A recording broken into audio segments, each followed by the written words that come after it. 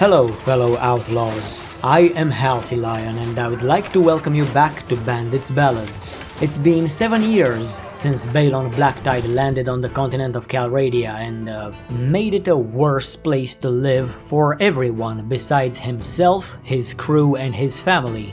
But did he really? Would the nobles of this land have not done the same even in his absence? After all, they've been fighting, raiding and conquering each other's lands long before our hero arrived and will continue doing so long after he's gone, unless someone decides to stop them. Don't look at me, I didn't come here as a savior, but to profit off of this realm's political instability and seize a bit of power for myself, among other things. And I've accomplished pretty much everything I set out to do. Sure, I did struggle to survive for quite a long time. I killed a lot of folk and took their stuff, but this allowed me to steadily improve my situation until my infamy and fortune attracted a loyal army of reavers who helped me secure my place as king of the bandits. Or a Cal, since I own part of the steppe. I personally prefer the term Lord Reaper, which is the title customarily given to the ruler of the Ironborn. Balon Blacktyde, Lord Reaper of Makeb.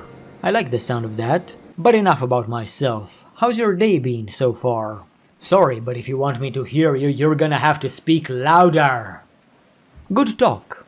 Now back to me. Within the last year or so, I've managed to claim a crown for myself, conquer the city of Makeb and make it my capital, and even expand the borders of my domain over the nearest 3 castles. My kingdom almost feels complete, but not quite. Problem is, the Sturgians own the last 2 fortresses that I want to add to my collection. To be more specific, Godun, my father-in-law, lords over them. I would have liked to invite him into my kingdom, use his armies to claim those castles and then give them back to him, but he owns so much territory in the name of Prince Raganvad that I doubt I could get him to abandon his current position. Not even the love he has for his daughter would be enough to convince him, so I'll have to take those castles by force. But the Blues are one of the strongest factions on the continent, so I waited for a few days in hope that a war would break out between them and another kingdom. That way, I wouldn't have to face the principality all on my own. After some time, when I saw that the Southern Empire declared war, I summoned the banners and marched them into Sturgia, towards Urikskala Castle, the former home of my dear Svana. Before formally making my war declaration, I decided to enact some new policies for my kingdom. Hunting rights allows my tenants to provide a bit more food for themselves. Road tolls would slightly increase the local taxes at the cost of population growth, which I don't mind. Fewer mouths to feed. And finally, giving grazing rights to the people living in my imperial towns would make them a lot more loyal, which can pay dividends in the future. When I was done with all of that and made myself some courage, I officially declared war on the Principality of Sturgia. It's nothing personal, but they're in possession of a couple of forts that would look really good, with my banners adorning their walls. And since I was already at Urikskala's gates, I immediately told my men to start their siege preparations. With 658 of us, the construction was going a lot faster than last time, so I decided to also build a couple of towers, a ram, and as many artillery pieces as possible. Maybe we won't need them, but the 300 defenders could prove rather challenging otherwise. As we were building the siege equipment, the Kuzeits suddenly decided they no longer wanted to pay tribute and declared war on us. Smart! They waited until I was busy with the Northmen to do so, just like I was planning to. Soon after, I took notice of a Sturgian army, 1800 strong, slowly approaching us, and if I didn't take this fortress before they arrived, we'd be in big trouble. And just as I prepared to launch my assault, I was informed that one of my castles was being besieged as well. We'll deal with that later. For now, let's focus on our conquest. After arranging the men in the proper formations and assigning their captains, it was time to fight. The archers were ordered to get closer to the castle walls, and I would move behind a barricade, from where I would try to shoot whoever I could. Only lad I could see was the one operating the ballista, and he was in heavy cover. It was very difficult to land a hit. I actually missed 3 shots until I adjusted my aim and hit him, but it wasn't lethal. After another 3 misses, I landed my second shot, but only after the third did the guy have the common decency to accept his death. At least my archers were doing a better job than me. Frustrated by how bad I was with the crossbow, I decided to move closer to the walls, and only then did I manage to score 3 more kills, but then I ran out of bolts, and it was time to switch to melee. My siege tower almost made contact. Never mind. Good thing I brought 2 of them. A shame my men can't quite connect the dots. They pushed it all the way to the wall, but instead of climbing it, they abandoned it and went to breach the gates with the battering ram. Tisk, tisk, tisk. Took a lot of convincing to get them to scale the walls with me, but eventually we did, and then we got to work. At first I didn't manage to do much other than clumsily try to maneuver my sword around my soldiers in an attempt to hit the enemy, but to no avail. When I broke off to go on my own, I had a bit more success, until I bit off more than I could chew and attracted the attention of 3 enemy soldiers. In order to survive, I had to stay on the defensive for what felt like an eternity, and every time I attempted to attack, I got hit back. As my shield was about to break, I remembered all my years of cardio training and realized I can just outrun these morons if I simply turn around and sprint away. Some enemies were still in my path, but they were all alone, and I simply swiped them out of my way. With pursuers still on my tail, I did nothing but run across the battlements trying to get away. I did make a brief attempt to rid myself of them, but that didn't work, so I resumed my flight, killing a couple more sturgeons in my path before climbing an archer tower, where I finally lost my pursuers and refilled my quiver. From here, I was planning to use the crossbow and shoot as many enemies as possible, but by the time I loaded my first bolt, I saw a few traumatized survivors running into the keep. My men have won the day. Well, not yet, because those who fled took refuge inside the keep and we needed to go in and clear the place out. Together with my toughest soldiers, I went inside and attempted to take down as many foes as I could. Only got a couple of them though, because the resistance was fierce, and I got beaten within an inch of my life. Good thing I remembered the turtle maneuver, whereby you crouch down and raise your shield high, so that you become impervious to frontal attacks. It was the only thing I could do to keep myself alive, but eventually I had to let my men take point, as I retreated to the throne room and just waited for them to finish the cleanup job.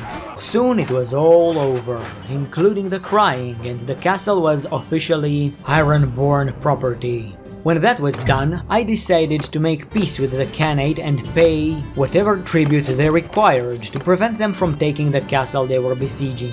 Maybe this isn't in accordance to the old ways, but I have bigger fish to fry right now than worry about a few thousand dinars. Conquering the fortress of Urikskala was only half the battle, however. The other half is to defeat the incoming Sturgeon army, which outnumbers us 3-1. At least the lads I rescued from the dungeons will help us even the odds, if only slightly. And I'm also thankful for my good doctor who patched up most of my wounded boys before our foes were able to launch their attack. Our situation won't get better than this, so let's make the most of it. After a couple of days, as our enemies were building their siege equipment, my scouts informed me that they are distracted, so I went on the counter-offensive, planning to destroy some of their war engines and force their hand.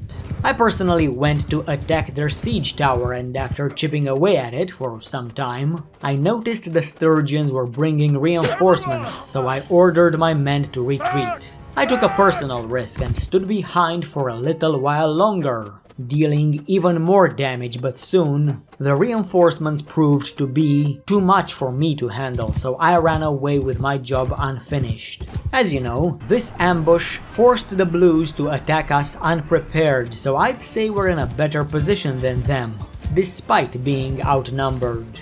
Surprisingly, my men have all assumed the proper formations within the castle walls, and there was nothing for us to do other than wait for the enemy to make their move, while also trying to completely destroy their heavily damaged siege engines. For the first few minutes, I kept an eye to what my catapults were shooting at, and I was disappointed to find out that they were targeting soldiers, not equipment, so I took matters into my own hands and shoved the mangonel operator to the side to control it myself. Because their siege tower was on the other side of the battlefield, I could only hope to land a hit on their battering ram. Unfortunately, I missed my first shot. Engineering was never my forte. But every cloud has a silver lining, because when you miss, you can figure out what you did wrong so that next time you can do better, and I kind of did. Not a center hit, but still, it was acceptable. At least I was delighted to see their siege tower getting shattered to pieces by another catapult. On my third attempt, I finally landed a proper shot at the exact same time as another mangonel, which looked rather impressive. And after my fourth shot, the ram was completely wreckaged, which prompted the sturgeons to attack us via a single set of ladders. They didn't bring a second set, since they were counting on the siege tower. In retrospect, if I managed to destroy the tower in my ambush, they would have brought a second set of ladders and we would have had to defend ourselves on two fronts. Now they'll queue up for the afterlife on just one side of our walls. To ensure I can contribute to their spiritual ascension without rushing my own, I went into the nearest archer tower and simply shot at the climbers with my crossbow from behind a murder hole. 1 bolt per target was the rule of thumb. Even if they didn't die outright, I'd be setting up easy kills for the men defending the wall, because teamwork makes the dream work. I wouldn't always be following this rule, as I sometimes got greedy, but for the most part, that's what I've done, because it was more time efficient and a better use of my ammo. Not that ammunition was a problem. Whenever I ran out of bolts, I just ran to one of the 4 arrow barrels we had lying around in this tower, got a refill, and then went back to work. Can't say I've done anything more than that. I mean, I tried to push their ladders down using a special stick crafted for that exact purpose, but I couldn't figure out how to do it, so I went back to shooting. Now, the enemy brought their finest soldiers for this siege, who were all wearing top-of-the-line equipment. Many of them even survived getting shot in the head thanks to their strong helmets, but their luck was short-lived, because my men threw them off the walls as soon as they reached the top. And this has been going on for what felt like an hour.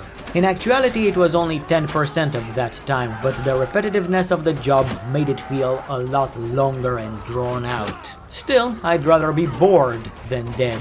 Just ask these guys about their opinion on this matter. Eventually, the living sturgeons got bored of seeing their mates getting murdered right before making their ascent, so they decided to run back to their siege camp and regroup. But just like the Imperials who attacked my capital about a year ago, they'll return, under the same unfavorable circumstances if I roll the dice right. Because the previous assault was repelled with relative ease, I decided to do the exact same thing in this ambush. Attack their siege tower and leave it heavily damaged, but prevent it from being fully destroyed. That way, when it inevitably falls apart during the actual assault, the Northerners will be forced to scale a single set of ladders. Unfortunately, their battering ram was left relatively unscathed when I gave my men the order to retreat. I hope we'll be able to wreck it before it makes contact with our gate. When the sturgeons launched their second assault, my number 1 priority was destroying the tower that was approaching from our right. Only artillery on that side of the wall was a ballista that shot flaming bolts, so I shoved the man operating it to the side so I can target the incoming siege engine. For some reason, the ballista wasn't overly efficient, as it took me 12 shots to completely destroy a siege tower that was barely being held together. And when I finally did, I realized that the enemy didn't even bother pushing it, so that was kind of a waste of time. But the ram was still in one piece and almost in pristine condition. If I wanted to keep my gate from being busted open, I needed to act fast. So I made my way to the nearest catapult, but because it was already shooting the correct target, I decided to just leave it be, because I didn't trust myself to do a better job. With nothing else to do, I took it upon myself to slow the ram down by attempting to snipe the men who were pushing it. Can't say I was too successful. It's a bit difficult to shoot with an arrow embedded in my chest, but I did score a couple of headshots, and when the ram got close, I began picking up the catapult projectiles, planning to hurl them over the wall and onto the gate breaker. But haste makes waste, and when I cast the first stone, I completely missed. Luckily, the second one was a center hit.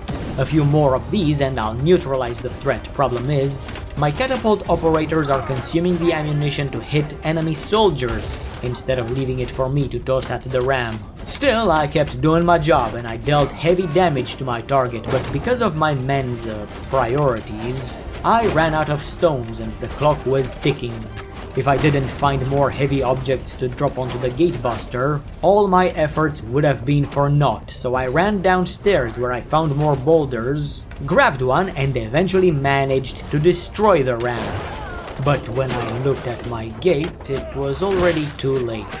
The bastards breached it. Well, nothing else to do but put up a fierce resistance, even though we're being attacked on two fronts. My best option right now was to keep dropping stones onto the men attacking our gate and pray to the drowned god that doing so will dissuade them from continuing their offensive. It took a while, but I eventually ran out of boulders and enemies, and when it was confirmed that the area was clear, I ran to help the men defending the wall. When I arrived, I threw another stone into the crowd, for good measure, injuring a couple more enemies, and then drew my bloodthirsty sword, intending to let it drink its fill. Our foes wasted a lot of energy trying to scale the ladders, and when they finished the climb, they saw me there, grinning, as I eagerly awaited to send them back down. So I slammed my blade down on their heads, over and over and over and over again, slaying so many sturgeons that I've lost count. It was rather fun, although it did get a bit repetitive after a while.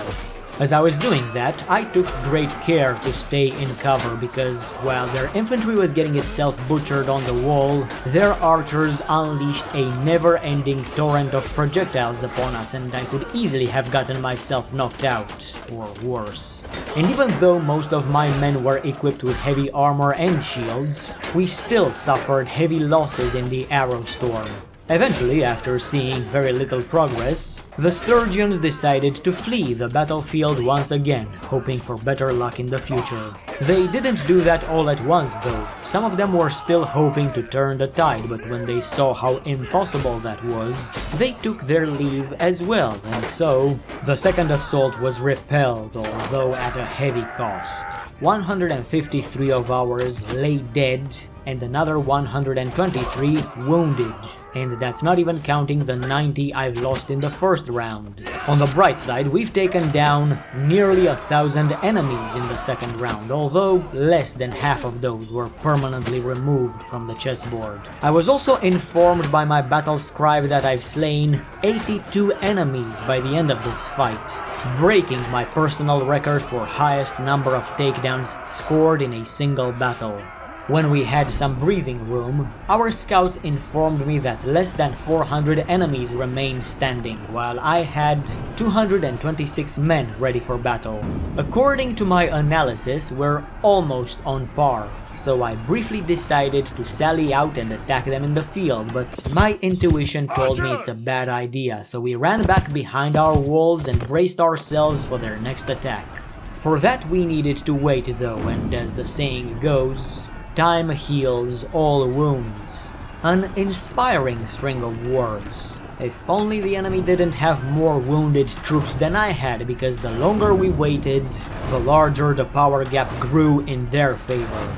I was hoping to launch another ambush, but as soon as the sturgeons built their battering ram, they went on the offensive. In the time it took them to get ready, they recovered over 300 additional soldiers, while I only got 75 of my lads patched up and ready for another fight. And because they learned from their mistakes, The Northmen no longer bothered building a siege tower, which means that even if their ram were to fall, they would be guaranteed to have 2 entry points into our castle. Let's make sure they won't have 3. To that end, I attempted to use a mangonel, but I kind of failed, which demoralized me and drove me into a confused daze for a while. When I regained my composure, I found myself operating another catapult, but because I was still a bit confused, I couldn't hit the target I was aiming for. Still got something though, and on the next hit, I destroyed the roof protecting the soldiers pushing the siege engine. The third hit was also impressive, but afterwards, the gatebuster got too close for me to hit it with the catapult. Still, I decided to keep it occupied to prevent my men from wasting precious ammo on worthless target, and when the ram were to get in range, I was planning to drop rocks on it. This went well at first, but because the ram no longer had a roof, most of the boulders simply fell around it, dealing no damage whatsoever. Not only that, but one of the stones I threw fell onto the head of my father-in-law, nearly killing him. I'm glad he survived. The funeral would have been awkward. Despite my best efforts, however, my front gate fell before their ram did, so the enemy got the 3 entry points they wanted.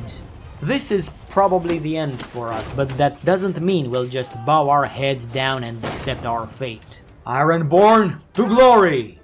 Despite their success at the gate, however, the Sturgeons were hesitant to welcome themselves inside, though for good reason.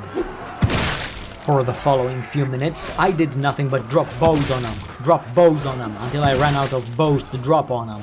When that was done, I went to the main gate to give my men a hand, but on my way there, one of them shouted a grim message. We were losing. Despite taking down 4 times more men than the enemy, they still had twice our numbers and our defenses were faltering. I didn't know what I could do to turn the tide, so for the time being, I ordered the men at the gate to hold position while I'd do my best to assist them. Then a small group of enemies burst through the gate and got themselves killed, which gave me a glimmer of hope, an idea of how I could win the fight. So our foe created 3 entry points, which means they'll compulsively attempt to attack us from 3 sides, divide and conquer.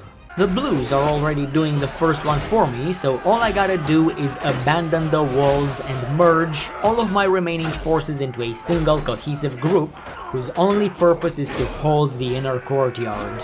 After fighting back a small wave of Sturgeons, we went further inside where the surrounding houses offered a bit of protection against possible flanking maneuvers. All I had left at this point were about 100 men, but I had complete confidence in them. As expected, the enemy sent a few more small groups to attack us, wave after wave. But we easily wiped them out, and before we knew it, the battle was won. I can hardly believe it myself. A few scattered survivors managed to escape with their lives, but they ran to a siege camp that was mostly filled with wounded troops and low morale. Out of 1800, only 57 Sturgeons remained standing against my 98 Ironborn. Time to sally forth and wipe them out. Normally I wouldn't bother describing this battle since it was nothing spectacular compared to what you've just witnessed. But like a good wine, this victory must be savored until the last drop. Not a whole lot of souls left on this battlefield, and there's gonna be even fewer when I'm done, so there's not much to talk about. I told my men to get into position while I would intercept the hostile horse archers and give them a poke or two.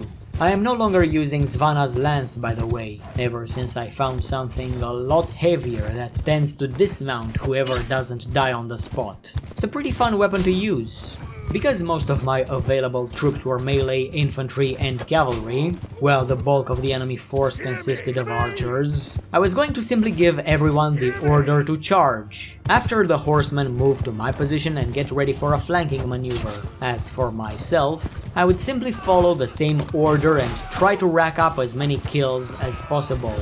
With spear and sword, I managed to harvest quite a few souls. A Khan's guard here, a Sturgeon archer there, and whoever else was unlucky enough to cross my path.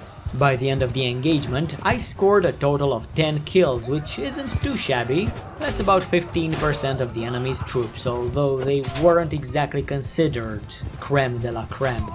And so, after a significant investment of blood, sweat and tears, we've expanded the borders of our kingdom even further into Sturgia. But my army, or what's left of it, was completely exhausted and needed to rest. I needed to rest, and what better place to do so other than Urikskala Castle? As we were waiting inside, my beautiful wife decided that a woman's touch would speed up the recovery process. What can I say? Nothing is more attractive to a lady than a man who can beat her father in a battle of epic proportions and seize her ancestral home in the name of her new family.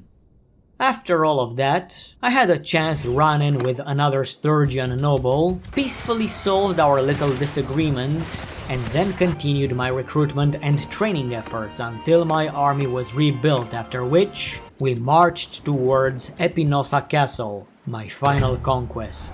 Through the precisely engineered art of blitzkrieg, I claimed it with minimal casualties and then decided to sign a peace treaty with Sturgia, since the Khuzaites were acting the Mickey once again.